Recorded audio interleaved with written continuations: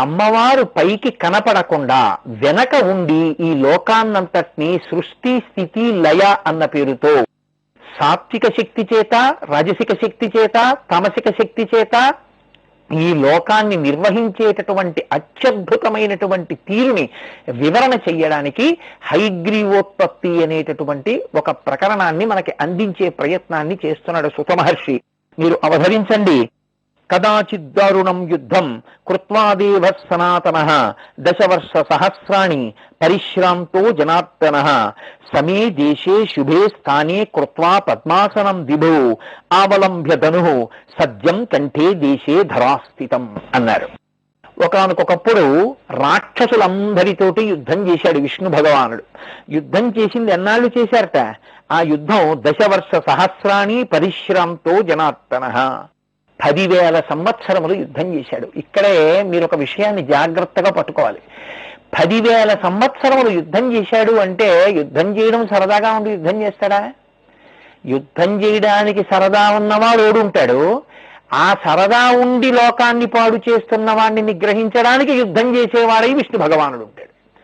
అది కదలికే, ఇది కదలికే. 10,000 సంవత్సరములు విష్ణువుతో పోరాడడం అంటే అవతలవాడు ఎంత శక్తివంతుడై ఉండాలి. ఆయన ఒక్కసారి సుదర్శన చక్రాన్ని ప్రయోగిస్తేనే కొన్ని లక్షల మంది రాక్షసులు తెగటారిపోతారే. అటువంటిది విష్ణువుతో ఒక రాక్షసుడు 10,000 సంవత్సరములు పోరాడాడంటే ఎంత శక్తివంతుడై ఉండాలి. ఇప్పుడు శక్తి అన్న మాట ఎక్కడ ఉన్నా ఆవిడే అని నేను చెప్పాను మీకు. శక్తి అంటే కదలిక, శక్తి అంటే ఆదిశక్తి, అన్ని శక్తులకు ప్రధానమైన శక్తి. అందుకే దుర్గా సప్తశతి చేస్తే అన్ని కదలికలకి ఆవిడే ఆధారం అని చెప్తాం. యాదేవి సర్వభూతేషు శక్తి రూపేణ సంస్థిత నమస్తస్యై నమస్తస్యై నమస్తస్యై నమో నమః. యాదేవి సర్వభూతేషు లజ్జారూపేణ సంస్థిత నమస్తస్యై నమస్తస్యై నమస్తస్యై నమో నమః. యాదేవి సర్వభూతేషు క్షుదారూపేణ సంస్థిత నమస్తస్యై నమస్తస్యై నమస్తస్యై నమో నమః. ఏ తల్లి నువ్వు అన్నం తినకుండా తిరుగుతుంటే అయ్యో నీ శరీరంలో ఉన్నటువంటి ఓపిక తగ్గిపోతోంది, దీనిలో కొంచెం పదార్థాన్ని పడేస్తే నేను పచనం చేసి ఇందులో ఉన్నటువంటి సారాన్ని మళ్ళీ నీకు శక్తిగా అందిస్తానని ఆకలిగా లోపల మంట పుట్టించి చెప్తోందో ఆ తల్లి క్షుధా, ఆకలి రూపంలో నీ శరీరమును ఆవహించి ఉన్నటువంటి ఆ తల్లికి నమస్కారం అన్నాడు మార్కండేయుడు. ఆ తల్లి క్షుధారూపంలో ఆవిడే ఉంది, శక్తి రూపంలో ఆవిడే ఉంది, కదలికలుగా ఆవిడే ఉంది, నిద్రగా ఆవిడే ఉంది, లజ్జగా ఆవిడే ఉంది, అన్ని రూపములుగా ఆ తల్లి ఉంది. ఉన్నప్పుడు ఈ లోకములను పీడించడానికి విష్ణు భగవానుడితో 10,000 సంవత్సరములు పోరాడగలిగినటువంటి శక్తి పొందినటువంటి రాక్షసుడి యొక్క శక్తి కూడా ఎక్కడి నుంచి వచ్చి ఉండాలి? అమ్మవారిలోంచే వచ్చి ఉండాలి. బాత్రూంలో పంపు పని చేసినా, వంటశాలలో పంపు పని చేసినా, వాష్ బేసిన్లో వరండాలో ఉన్న పంపు పని చేసినా అన్ని పంపుల్లోంచి నీళ్లు రావడానికి ఓవర్ హెడ్ వాటర్ ట్యాంక్ లో నీళ్లు ఉండాలి. ఓవర్ హెడ్ వాటర్ ట్యాంక్ లో నీళ్లు అయిపోతే ఒక పంపులో రావడం ఇంకో పంపులో రాకపోవడం ఉండదు, అన్ని పంపుల్లో నీళ్లు ఆగిపోతాయి. 10,000 సంవత్సరములు యుద్ధం చెయ్యగలిగిన రాక్షసుడితో యుద్ధం చెయ్యడానికి కావలసిన శక్తి విష్ణు భగవానుడికున్న అమ్మవారి అనుగ్రహమే. 10,000 సంవత్సరములు విష్ణు భగవానుడితో పోరాడగలిగినటువంటి శక్తి రాక్షసుల యందున్న అమ్మవారి అనుగ్రహమే. కానీ అమ్మవారి అనుగ్రహంతో శక్తి పొందినప్పటికీ లోకాల్ని పాడు చెయ్యడానికి ఉపయోగించుకున్నవాడు ఒకడు, లోకములను రక్షించడానికి ఆ బలాన్ని వాడుకున్నవాడు ఒకడు. ఇది ఆయన భగవానుడై నిలబడ్డాడు. అందుకే ఆయన్ని స్థితికారుడు అంటారు. స్థితికారుడు అంటే ధర్మము లోకమునందు నిలబడేటట్టుగా చేసేటటువంటి వాడు, దానికి స్థితికారుడని పేరు.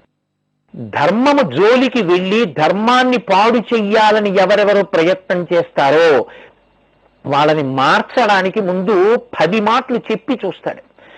అయినా మారకపోతే ఆ ఉపాధిని తీసేయడం తప్ప, ఆ ఉపాధి పడిపోయేటట్టు చేయడం తప్ప ఇంకా వేరే మార్గము లేదు అన్ననాడు మాత్రమే పరమేశ్వరుడు దాన్ని పడగొడతాడు. అందుకే స్థితికార లక్షణము యందు కూడా అమ్మవారి యొక్క కారుణ్య ప్రవాహం ఉంటుంది.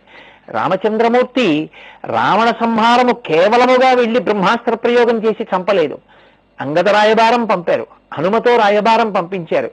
తాను యుద్ధభూమిలో నిలబడి ఇవాళ నువ్వు బడలిపోయావు, వెళ్ళి విశ్రాంతి తీసుకుని రేపు రా అన్నారు. రథం పడిపోయింది, ధనస్సు పడిపోయింది, తన వాళ్ళన్న వాళ్ళందరూ మరణించారు, కొడుకులు పోయారు, తమ్ముళ్ళందరూ పోయారు, సైన్యం పోయింది. నేడు పోయి రేపు రా అని రామచంద్రమూర్తి అన్నప్పుడు రావణాసురుడు 4 మైళ్ళు నడిచి తిరిగి అంతఃపురానికి వెళ్లకుండా 10 అడుగులు ముందుకి నడిచి రామచంద్రమూర్తి పాదాల మీద పడిపోయి ఉంటే వాడు కృతార్థుడైపోయి ఉండేవాడు. వాడి బుద్ధి బాగులేనప్పుడు, అంత అవకాశం ఇచ్చినా మారనప్పుడు, వదిలిపెడితే లోకాన్ని పాడు చేయడం వినా వాడి వల్ల ఉపయోగం లేనప్పుడు, మన ఒంటిలో పుట్టిన సెగ్గెడ్డైనంత మాత్రం చేత అయ్యో నా ఒంట్లో పుట్టిన సెగ్గెడ్డని ప్రేమతో చూస్తామా, డాక్టర్తో కోయించేస్తామా? కోయించినట్టు ఈశ్వరుడిదైనటువంటి ఈ లోకంలోనే సెగ్గెడ్డలా పుట్టి లోకాన్ని బాధ పెడుతున్నటువంటి రాక్షసుని యొక్క శరీరాన్ని పడగొట్టడం వినా మార్గం లేనప్పుడు, అలా ఉపాధిని పడగొట్టి ఇంకా తప్పు చెయ్యకుండా అతన్ని రక్షించడం కోసం పరమేశ్వరుడు పడగొడతాడు. అందుకే సంహార ప్రక్రియందు రాక్షస సంహారమునందు క్రౌర్యమున్నదా కారుణ్యమున్నదా? కారుణ్యమే ఉన్నది. ఈ కారుణ్యం ఎక్కడిది? దయాస్వరూపిణి అయినటువంటి భగవతి జగన్మాత యొక్క దయ సృష్టి కార్యమునందు, స్థితి కార్యమునందు, లయ కార్యమునందు కూడా ప్రకాశిస్తుంటుంది. అందుకే 10,000 సంవత్సరములు యుద్ధం చేసినటువంటి విష్ణు భగవానుడు అలసట చెందాడు. ఈ మాటలలో ఉండేటటువంటి చమత్కారాన్ని మీరు పట్టుకోవాలి. అలసట చెందడం అంటే ఏమిటి? శక్తి లుప్తము కావడం, ఇక మళ్ళీ లేచి తిరగడానికి కావలసిన ఓపిక తగ్గిపోతే అబ్బా బడలిపోయానంటాడు. అంటే ఇక నేను పని చేయలేను. ఇప్పుడు అమ్మవారు ఏదో సంకల్పం చేసింది. ఆ సంకల్పం చేయడం వల్ల 10,000 సంవత్సరములు రాక్షసులతో యుద్ధం చేసి నిగ్రహించగలిగినటువంటి శక్తి కలిగినటువంటి విష్ణువుకి అలసట కలిగింది. అంటే ఇప్పుడు ఆవిడ శక్తినిచ్చి రాక్షస సంహారం చేసింది, శక్తి తీసి రాక్షస సంహారమే చేయిస్తుంది. ఎందుకంటే ఆయన స్థితికారుడు, ఆయన శక్తి సత్వగుణ స్వరూపిణి అయినటువంటి లక్ష్మి.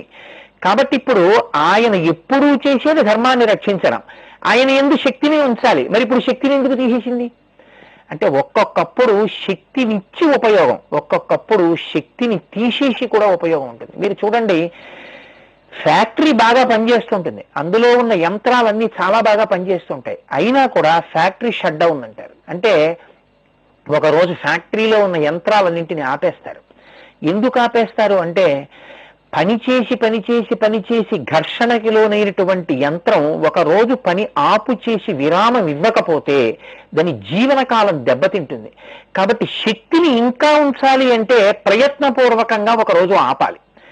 ఒక ఫ్యాక్టరీ షట్ డౌన్లో ఫ్యాక్టరీ యొక్క జీవిత కాలాన్ని పెంచినట్టు, నిరంతరంగా పనిచేసేటటువంటి జీర్ణ ప్రక్రియకి విశ్రాంతినిచ్చి అది ఇంకా బాగా పనిచేసేటట్టు చేయడానికి ఉపవాసం చేయించినట్టు, విష్ణు భగవానుడికి అలసట కల్పించి అమ్మవారు ఏదో ఒక మహోత్కృష్టమైన ప్రయోజనాన్ని సాధించబోతోంది. ఇది ప్రకటంగా ఆవిడ పైకొచ్చి చెప్తుందా? చెప్పదు. ఎందుకని? ఆమె నిర్గుణ స్వరూప, ఆమె తెర వెనక ఉంటుంది. మీతో మనవి చేశాను, ఫ్యాన్ తిరగడం కనపడుతుంది, లైట్ వెలగడం కనపడుతుంది, మైక్ బాగా గట్టిగా మాట్లాడేటట్టు చెయ్యగలిగినటువంటి శక్తి కనపడుతుంది, కానీ వాటిలో ప్రవహిస్తున్నటువంటి విద్యుత్ కనపడదు. అలాగే స్థితికారుడైన విష్ణువు చేత ఇప్పుడు అలసట పొందేటట్టుగా చేసిన శక్తి స్వరూపం ఎవరో కూడా మన కంటికి కనపడదు. కానీ అలసట పొందినటువంటి విష్ణు భగవానుడు అబ్బా నాకు చాలా బడలికగా ఉంది, కాసేపు విశ్రాంతి తీసుకుంటానన్నాడు. అలసట పొందినటువంటి వ్యక్తి విశ్రాంతి తీసుకుంటే శక్తిని పొందుతాడు. కాబట్టి ఇప్పుడు ఆయనకి విశ్రాంతి అంటే, మనకి నిద్రలో ఎలా అయితే అవయవములన్నీ ఇంద్రియములన్నీ శక్తిని పొందుతాయో అలా ఆయన కూడా నిద్రని పొందాడు. నిద్రని పొందడం అన్న మాటకి మీరు రహస్యం చూడాలి. నేను నిద్రపోతానా, నిద్ర నాకు వస్తుందా? నేను నిద్రపోవడం కుదరదు, పడుకున్న వాళ్ళకి నిద్ర పట్టకపోవచ్చు, నిద్ర నన్ను పొందాలి. అంటే అమ్మవారే నిద్రారూపంతో విష్ణువుని పొందింది. సమమైనటువంటి ప్రదేశాన్ని ఒకదాన్ని చూసుకొని, అది శుభప్రదంగా ఉండేటటువంటి ప్రదేశంలో తన ధనస్సు యొక్క పై కొమ్ము మీద, ఆ పై కొన మీద తన గడ్డాన్ని అంటే కంఠాన్ని ఇలా ఉంచుకున్నవాడై విష్ణు భగవానుడు అలా పడుకుని నిద్రపోతున్నాడు. ఇందులో ఒక చమత్కారం ఉంది. అన్నం తినేటటువంటి వాడు కూర్చునేటటువంటి స్థితి వేరు, నిద్ర వచ్చినటువంటి వాడు ఎప్పుడూ ఒకలా నిద్రపోవాలని మీరు అనుకోకూడదు. కూర్చుని నిద్రపోతాడు, నిలబడి నిద్రపోతాడు, గోడ కానుకుని నిద్రపోతాడు, పడుకుని నిద్రపోతాడు. ఒక్కొక్కసారి ఆ నిద్రపోవడంలో దిగవలసినటువంటి స్టేషన్లో కూడా దిక్కుండా ముందుకు వెళ్ళిపోతుంటాడు. అలసట చేత నిద్ర వస్తుంది తప్ప సౌకర్యము చేత నిద్ర రాదు. ఈ రహస్యాన్ని మీరు పట్టుకోవాలి. నేను పడుకుంటానండి అని వెళ్ళి మెత్తటి పరుపు, ఎయిర్ కండిషను, దోమ కుట్టకుండా ఒక మంచి ఆల్అవుట్ మిషను అన్నీ పెట్టుకుని పడుకున్నాను అనుకోండి, నాకు నిద్ర పట్టకపోవచ్చు, రాకపోవచ్చు. అదే బాగా బడలిపోయి పగలంతా పొలం దున్ని ఇంటికి వచ్చినటువంటి వ్యక్తి కరెంటు పోయినా, ఉక్క పెట్టేస్తున్నా, ఓ ఉడకపోసేస్తున్నా, ఆ వ్యక్తి బయట ఒక నులక మంచం మీద కూర్చుని ఒక్కసారి ఆ పైనున్నటువంటి ఉత్తరీయంతో మంచాన్ని దులుపుకుని తలగడ కూడా లేకుండా ఇలా చెయ్యి తల కింద పెట్టుకుని పడుకున్నంత మాత్రం చేత గాఢ నిద్రకి చెడు కావచ్చు. నిద్రకి హేతువులు రెండే. ఒకటి, మీ మనస్సు ప్రశాంతంగా ఉండడం. మీరు అలసిపోయినా మీ మనసు ఉద్విగ్నంగా ఉంటే నిద్ర రాదు. మీ మనసు ప్రశాంతంగా ఉన్నా శరీరమునకు కానీ మనసుకి కానీ అసలు ఏ అలసట లేకపోతే నిద్ర రాదు. కాబట్టి మానసికంగానూ అలిసిపోయాడు, శారీరకంగానూ అలిసిపోయాడు. యుద్ధం చెయ్యడం అంటే ఎంతో నైపుణ్యంతో చెయ్యాలి, అవతల వాణ్ణి ఎక్కడ ప్రహారం వెయ్యాలో చూడాలి. కాబట్టి మానసికంగా శారీరకంగా బడలిపోయాడు. ఆయన బడలిపోయాడన్న మాటకు అర్థాన్ని నిన్న మీకు నేను మనవి చేశాను. ఆ శక్తి సన్నగిల్లేట్టు చేసింది అమ్మవారే. ఎందుకు అలా చేయడం? స్థితికారుని ఎందు శక్తి ఉంటే కదా లోకం రక్షింపబడుతుంది. అంటే ఆ శక్తి క్షీణించేటట్టు చెయ్యడం కూడా ఏదో ప్రయోజనం కోసం. కాబట్టి ఇప్పుడు ఆయనకి ఎలా కూర్చున్న వాడికి అలా నిద్ర వచ్చింది. ఆ ధనస్సు మీద ఇలా గడ్డం పెట్టుకుని నిద్రపోతున్నాడు. ఇప్పుడు నిద్రపోతున్నటువంటి వాడి దగ్గరికి బ్రహ్మగారితో కలిసి మిగిలినటువంటి దేవతలందరూ వచ్చారు. ఎందుకు వచ్చారు? అంతటా వ్యాప్తమైనటువంటి విష్ణువు వైకుంఠమునందు ఆయన అధివాసముగా, అక్కడ ఆయన వాణి ఒక స్థూల స్వరూపంగా ఆయన మాంసనేత్రమునకు చిక్కి దర్శనమిచ్చేవాడు అని శాస్త్రవాక్కు. కనుక అటువంటి రూపంగా దర్శనం చేయడానికి వాళ్ళు వైకుంఠానికి వెళ్ళారు. అక్కడ లేడు. వాళ్ళు వెతుకుతూ వెతుకుతూ యుద్ధం చేసి ఉన్నాడు కాబట్టి ఎక్కడున్నాడు అని వెతికితే ఒక చోట బడలి ధనస్సు యొక్క పై కొన మీద కంఠాన్ని ఆంచి కూర్చుని నిద్రపోతున్నటువంటి విష్ణువు కనపడ్డారు. ఇప్పుడు ఎందుకు వాళ్ళకి విష్ణు స్వరూపం కావాల్సి వచ్చింది? యాగాధిపత్యము వహించడానికి కావాలి. యజ్ఞభృత్యజ్ఞకృత్యజ్ఞీ యజ్ఞకృత్యజ్ఞాంత సాధన. ఆయన విష్ణు సహస్రనామంలో చెప్పినట్టు యజ్ఞభృత్ యజ్ఞకృత్ యజ్ఞీ యజ్ఞభుక్ యజ్ఞ సాధన యజ్ఞాంతకృత్ యజ్ఞగుహ్యం అన్నమన్నాదయేవచ. ఆయనే యజ్ఞపురుషుడు. కాబట్టి యజ్ఞాధిపత్యమునకు ఆయన యొక్క అవసరం వచ్చింది. వాళ్ళు వచ్చారు, కానీ నిద్రాభంగం చేయకూడదు. ఒక వ్యక్తి నిద్రపోతుంటే ఎందుకు నిద్ర లేపవచ్చు అని అడిగారు. కేవలము ఆయన నిద్రపోవడం వల్ల ధర్మం పోతుంటే అప్పుడు నిద్ర లేపవచ్చు తప్ప, ధర్మం పోకపోతే నిద్రపోతున్న వ్యక్తిని నిద్ర లేపడానికి ఎవ్వరికీ అధికారం లేదు. పిల్లలైనా సరే ఒరే లేచి చదువుకో అని లేపడానికి వీల్లేదు. సూర్యోదయం అయిపోయింది పడుకోకు అని లేపచ్చు. అందుకే రామాయణంలో విశ్వామిత్రుడు రామలక్ష్మణుల్ని నిద్రలేపితే మీరు లేవండి ఇంకా మనం బయలుదేరదాం అండవు. కౌసల్యా సుప్రజా రామ పూర్వాసంధ్యా ప్రవర్తతే ఉత్తిష్ట నరశాత్తూల కర్తవ్యం దైవమాహ్నికం అంటాడు. అదిగో సూర్యోదయం అవుతోంది రామ, నువ్వు లేచి కర్తవ్యం దైవమాహ్నికం, ఇప్పుడు సంధ్యావందనం చెయ్యాలి, నువ్వు క్షత్రియ కుల సంజాతుడవు, సంధ్యావందనం చేయవలసిన అవసరం ఉంది, కాబట్టి రామ నువ్వు నిద్రలే అంటాడు. ఈశ్వర కార్యమునకు మాత్రమే నిద్ర లేవమని అడగాలి. దానివల్ల ధర్మం పోతుంది. అంటే సమయానికి సంధ్యావందనం చేయకపోతే పోయింది కదండి ధర్మం. అందుకని లేపాడు. కాబట్టి ఇప్పుడు వాళ్ళు ఎందుకు ఆలోచించారు? ఏదో ధనస్సు కొన మీద తలపెట్టుకు పడుకున్న వాడిని వెళ్ళి యజ్ఞాధిపత్యానికి నీ అవసరం ఉంది లేని తట్టి లేపచ్చు, లేకపోతే ప్రార్థన చేయొచ్చు, స్తోత్రం చేయొచ్చు. నిద్రపోతున్న వాడిని లేపకూడదు. కాబట్టి ఎలా? ఇప్పుడు అనుమానం వచ్చింది. వాళ్ళందరూ చర్చించుకుంటున్నప్పుడు ఉన్న వాళ్ళల్లో పెద్ద తలకాయ ఉన్నవాడు, 4 వేదములు ఎప్పుడూ 4 ముఖములతో చెప్పేటటువంటి వాడు, కాబట్టి సలహాలు ఇవ్వడానికి ఎప్పుడు ముందు ఉంటాడు ఆయన. అందుకే దేవతలకి కానీ ఎప్పుడైనా సమస్య కలిగితే, రాక్షసులకు కానీ ఎవరికైనా ముందు ఎవరి దగ్గరికి వెళ్తారంటే బ్రహ్మలోకానికి వెళ్ళి బ్రహ్మగారిని అడుగుతారు. ఆయన సర్వోపాయం చెప్తుంటాడు. కాబట్టి ఇప్పుడు బ్రహ్మగారిని అడిగారు ఏం చెయ్యాలి అని. ఆయన అన్నాడు మనం నిద్ర లేపకూడదు, కాబట్టి నేను ఒక పని చేస్తాను.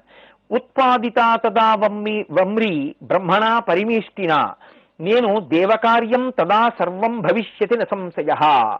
అది ఏం చేస్తుంది? నేను ఒక వమ్రిని సృష్టిస్తాను. వమ్రి అంటే చెదపురుగు. ఆ చెదపురుగు పాకుతూ వెళ్ళి ఆ ధనస్సుకి కట్టబడి ఉన్నటువంటి నారిని కొరుకుతుంది. కొరికితే వంగి ఉన్నటువంటి ధనస్సు నారి తెగిపోయింది కాబట్టి ఇలా పైకి లేస్తుంది. లేచినప్పుడు ఇక్కడ చురుక్కం తగులుతుంది కాబట్టి విష్ణువు నిద్రలేస్తారు. నిద్రలేస్తే మన యజ్ఞకార్యం అయిపోతుంది. మనం నిద్రలేపినట్టు కాదు, చెదపురుగుకి కొరకడం అలవాటు కాబట్టి అది కొరికేస్తుంది. కాబట్టి నేను కొరికే అలవాటు ఉన్నటువంటి చెదపురుగును ఒకదాన్ని సృష్టిస్తాను, అది కొరుకుతుంది ఇప్పుడు ఈ వింటినారిని అన్నాడు. అంటే సమయోచిత ప్రజ్ఞ అంటారు. కార్యాన్ని సాధించుకోవడానికి అప్పటికి ఈ పని పనికొస్తుందని ఆయన అనుకున్నాడు. కానీ దీని వెనక ఉన్న రహస్యాన్ని మీరు పట్టుకోవాలి. ఏదో ప్రయోజనాన్ని సాధించడానికి నిద్రపోయేటట్టుగా విష్ణువు యందు ఆవహించినటువంటి తల్లి ఎవరో ఆవిడే చెదపురుగుని సృష్టిస్తే అది కొరికితే దాని వలన విష్ణువు నిద్రలేస్తారనేటటువంటి ఆలోచనని కూడా బ్రహ్మగారి యందు ప్రవేశపెట్టింది. ఇప్పుడు నిజంగా ఆయన విష్ణువు అలా బ్రహ్మగారు ఒక చెదపురుగుని సృష్టించి అది వింటినారిని కొరికితే లేచిపోయి మళ్ళీ రాక్షస సంహారం చేయడమో యజ్ఞాధిపత్యం వహించడమో చేయగలిగినటువంటి వాడైతే అమ్మవారు ఒక ప్రయోజనాన్ని సాధించడం కోసం ఆయన అలసట చెందేటట్టు చేయడం అన్న పరిస్థితి ఎక్కడ వస్తుంది? కాబట్టి ఇప్పుడు వెనక ఉన్న సంకల్పం వేరు, వీళ్ళు స్వతంత్రంగా చేస్తున్న పని వేరు. కానీ స్వతంత్రులు అంటే వీళ్ళ భావముల యందు అమ్మవారు ఉంది కాబట్టి ఏదో జరగబోతోంది, గొప్ప ఉత్కంఠతో కథ నడుస్తోంది. అమ్మవారు ఏం చేయబోతోంది? ఇలా చేయడం వల్ల ఏం జరుగుతుంది చూడండి మీరు. ఇప్పుడు ఆ చెదపురుగుని బ్రహ్మగారు అన్నారు, నువ్వు ఆ వింటినారి కొరుకు అన్నారు. అంటే చెదపురుగుకి అంత ఆసక్తి ఉంటుందా అంటే బ్రహ్మగారి చేత ఈ ప్రయోజనమునకే సృజింపబడినటువంటి ఆ ప్రాణికి దేవతా సమక్షమునందు బ్రహ్మగారు, ఇంద్రుడు, శివుడు మొదలైన దేవతలందరి యొక్క సమక్షంలో ఉన్న కారణం చేత దానికి అటువంటి దివ్యమైనటువంటి జ్ఞానము కలిగి అదొక ప్రశ్న వేసింది. ఏమయ్యా, నన్ను ఆ వింటి నారిని కొరకమంటున్నారు, కొరుకుతాను, కానీ విష్ణువుకి నిద్రాభంగం అవుతుంది, అధర్మం కదా. ఈ లోకంలో చెదపురుగు కూడా ధర్మం గురించి ఆలోచించింది. అలా ఉండేవన్నమాట యుగాలు, అలా ఉండేవి ప్రాణులు. మనకి ధర్మం తప్ప మిగిలినవన్నీ ఆలోచిస్తాం. అంటే కలియుగం అలా ఉంటుందన్నమాట. అసలు దగ్గరికి ధర్మాన్ని రాకుండా చూస్తుంది కలియుగం, ధర్మం తప్ప ఇంకోటి రాకుండా చూస్తాయి మిగిలిన యుగాలు. కాబట్టి చూడండి, నిద్రాభంగ కదాచ్చేదో దంపత్యోహ ప్రీతిభేదనం శిశుమాతృ విభేదశ్చ బ్రహ్మహత్యా సమం స్మృతం తత్కథం దేవదేవస్య కరోమి సుఖనాశనం కిం ఫలం భక్షణాద్దేవా ఏన పాపం కరోమ్యహం సప్తః స్వార్థవశో లోకః కురుతే పతకం కిల తస్మాదహం కరిష్యామి స్వార్థమేవ ప్రభక్షణం. నేను ఇప్పుడు కానీ ఆ వింటినారిని కొరికితే విష్ణువుకి నిద్రాభంగం అవుతుంది. నిద్రాభంగం చెయ్యడం, తల్లి నుంచి పిల్లని దూరం చెయ్యడం, అలాగే భయంకరమైనటువంటి పాపములలో ఒకటి దంపతుల మధ్య అభిప్రాయ భేదాలు తీసుకొచ్చి భార్యాభర్తలు విడిపోయేటట్టు చేయడం, ఇవన్నీ మహాపాతక కర్మలు, చెయ్యకూడదు కదా. ఇప్పుడిప్పుడు నన్ను సృజించావు, నేను ఇంత పెద్ద మహాపాతకం చేసి ఎందుకు ఆయన్ని నిద్ర లేపాలి? కానీ లోకంలో పెద్ద పెద్ద మహాపాతకాలు కూడా ఎందుకు చేస్తారంటే పాతకాలు కూడా ఏదో స్వార్థంతో చేస్తారు. ఇప్పుడు ఇది చేస్తే నాకేం కలిసి వస్తుంది అని అడిగింది చెదపురుగు. ఓహో, దీనికి ఒక ప్రయోజనం కలిగితే ఇది విష్ణువుని నిద్ర లేపడానికి సిద్ధంగా ఉంది, కాబట్టి దీనికి నేను ఒక ప్రయోజనాన్ని కల్పిస్తాను అన్నారు బ్రహ్మగారు. ఆయన అన్నారు, హోమకర్మణి పార్శ్వేచ హవిర్దానాత్ ప్రతిష్యతి తంతే భాగం విజానీహి కురు కార్యం త్వరాన్విత. ఎప్పుడైనా హోమం, యజ్ఞం, యాగం చేసేటప్పుడు ఆ హవిస్సుని తీసి అగ్నిహోస్త్రంలో హవ్యవాహనుని ద్వారా దేవతలకు వ్రేలుస్తారు, అంటే అందిస్తారు. ఓం నమో నారాయణాయ స్వాహ అంటూ వేస్తారు. అలా వేసినప్పుడు యజ్ఞగుండంలో పడినటువంటి చెరువు దేవతలకు వెడుతుంది, అంటే హవిస్సు దేవతలకు వెడుతుంది. ఇలా వేసేటప్పుడు పొరపాటున చేతి నుండి రాలి కింద పడినటువంటి హవిస్సు యొక్క ముద్ద, ఆ మెతుకులు ఆ హోమగుండం యొక్క అంచుల మీద, ఆ గోడ మీద పడతాయి. అగ్నిలో పడకుండా గోడ మీద పడినటువంటి హవిస్సు ఏది ఉందో ఆ భాగం నీకు చెందుతుంది. నీకింత గొప్ప వరం ఇస్తున్నాను, కాబట్టి విష్ణువు యొక్క వింటినారి కొరుకు అన్నారు. అది దాని వలన జరిగేటటువంటి ఉత్పాతం దానికి అనవసరం, అది వెళ్ళి కొరికింది. కొరగ్గానే ఒక్కసారి ఆ ధనస్సు యొక్క కొమ్ము పైకి లేచింది. అది పైకి లేవడంలో అప్పటి వరకు దాని మీద తలపెట్టుకుని పడుకున్నటువంటి విష్ణు భగవానుడి యొక్క కంఠం పైకి ఎగిరిపోయి వెళ్ళి సముద్రంలో పడిపోయింది. వీళ్ళు తలపెట్టినది ఒక కార్యం, జరిగినది ఒక కార్యం. అంటే ఇక్కడ మీరు వెంటనే ఒక ఆలోచన లోపల స్ఫురిస్తుంది. విష్ణు భగవానుడంతటి వాడికి తలలేచిపోవడం, మరణం కలగడం ఇలాంటివి ఉంటాయా అంటే, విష్ణువు అంటే సనాతనుడు, అచ్యుతుడు. చ్యుతుడు అంటే వెళ్ళిపోయేవాడు. అచ్యుతుడు, ఆయన తీయబడేవాడు కాడు, ఆయన తొలగింపబడేవాడు కాడు, ఆయనని ఎవరూ అలా చేయలేరు. కానీ అలా జరిగింది అంటే జరిపించినటువంటి శక్తి ఒకరు వెనకాల ఉన్నారు. ఆవిడ ఎందుకు అలా చేయాలి అంటే, అలా చేసి ఒక కార్యాన్ని ఆవిడ సాధించాలనుకుంటోంది. కాబట్టి ఇప్పుడు వాళ్ళందరూ అయోమయానికి గురయ్యారు. మా దేవతలకందరికీ అధినాథుడు, స్థితికారుడు, లోకములను కాపాడగలిగినటువంటి వాడు, మేము ప్రార్థన చేస్తే రాక్షస సంహారం చేసేటటువంటి వాడు, ఇటువంటి మహానైనటువంటి విష్ణువు యొక్క శిరస్సు ఎగిరి వెళ్ళి సముద్రంలో పడిపోయింది. మేమెంత పొరపాటు చేశాం.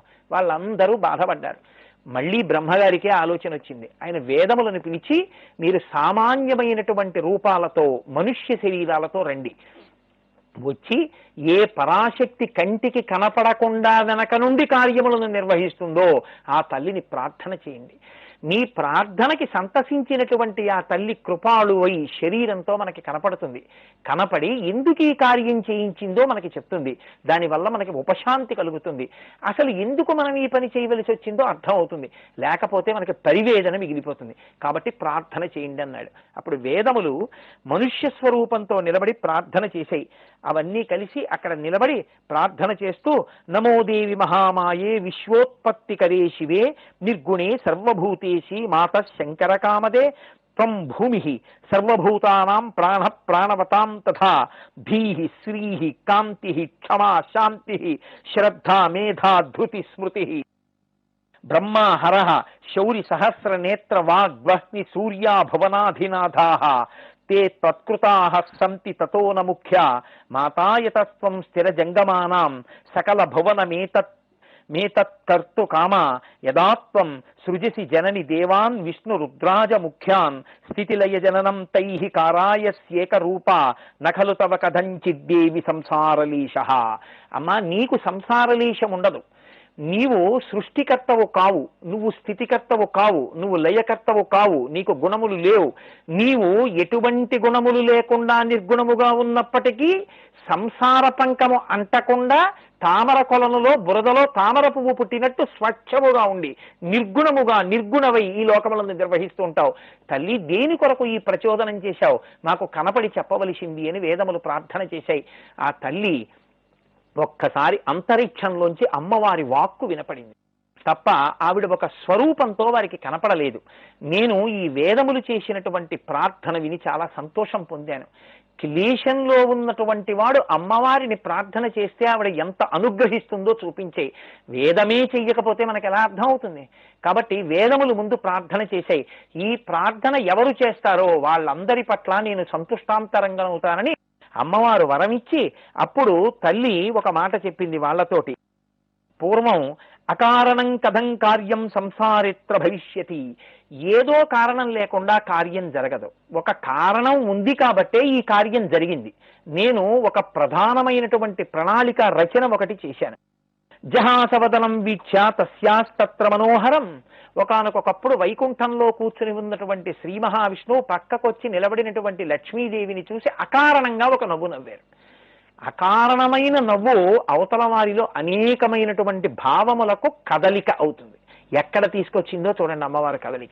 ఎందుకు తీసుకొచ్చిందో చూడండి.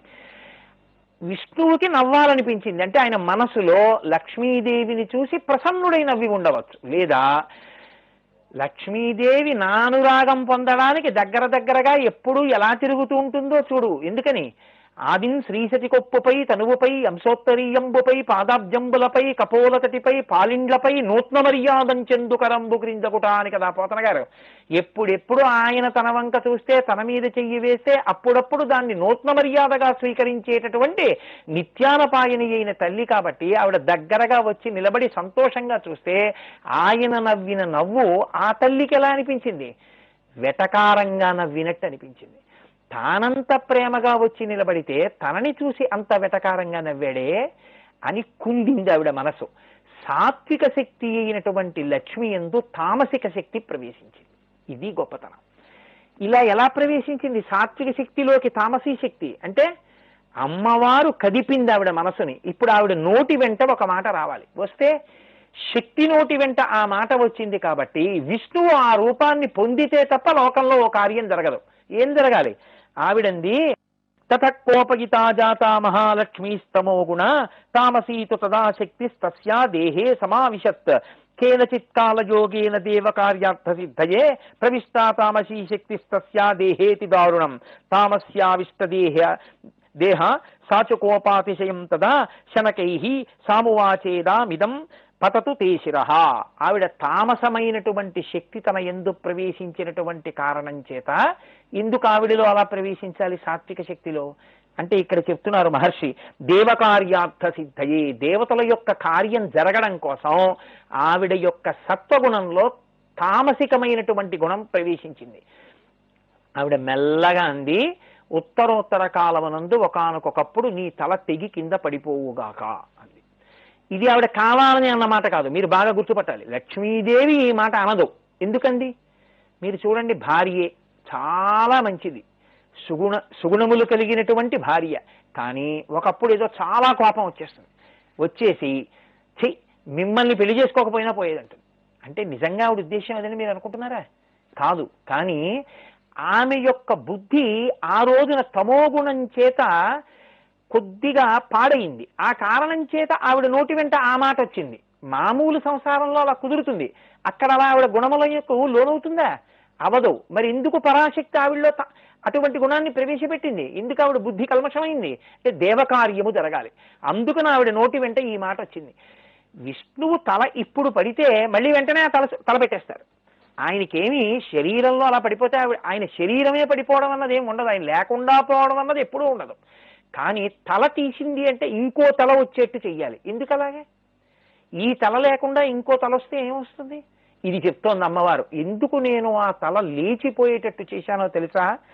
పూర్వకాలంలో పురాదైత్యో మహాబాహుర్ హయగ్రీవోతి విశ్రుత తపశ్చక్రే సరస్వతాస్తీరే పరమ దారుణం జపన్నేకాక్షరం మంత్రం మాయా బీజాత్మకం మమ నిరాహారో జితాత్మచ సర్వభోగ వివర్జిత జాయన్ మాం తామసీం శక్తిం సర్వభూషణ భూషితాం తదహం తామసం రూపాం కృత్వా తత్ర సమాగత.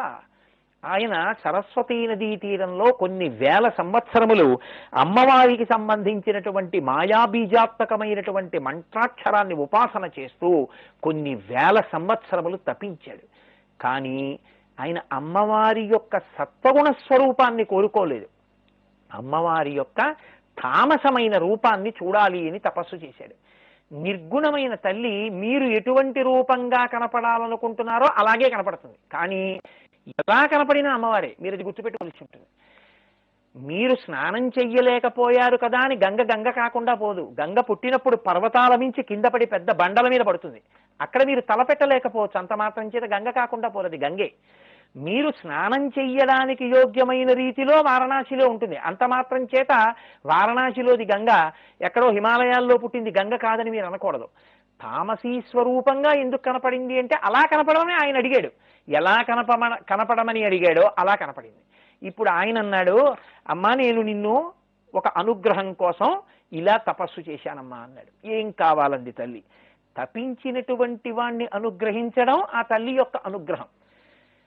ఇంత తపస్సు చేసిన వాడు అభ్యున్నతిని కోరుకుంటే అమ్మవారి దగ్గర నుంచి పొందవలసిన దాన్ని పొందాలి. తల్లి నీ పాదముల యందు చెక్కు చెదరని భక్తి ప్రపత్తులని ఇయ్యమ్మా అన్నాడా, ధన్యుడైపోను.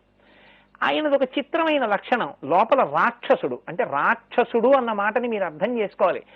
దీనితోనే ఉండాలని కోరుకుంటాడంటే ఈ శరీరంతోనే ఉండి అది పడిపోకుండా ఉండాలి. ఎందుకు అలాగా అంటే ఇక పడిపోను కాబట్టి శక్తి ఉంటుంది కాబట్టి ఈ శక్తితో నేను భోగాలన్నీ అనుభవిస్తూ ఉండాలి.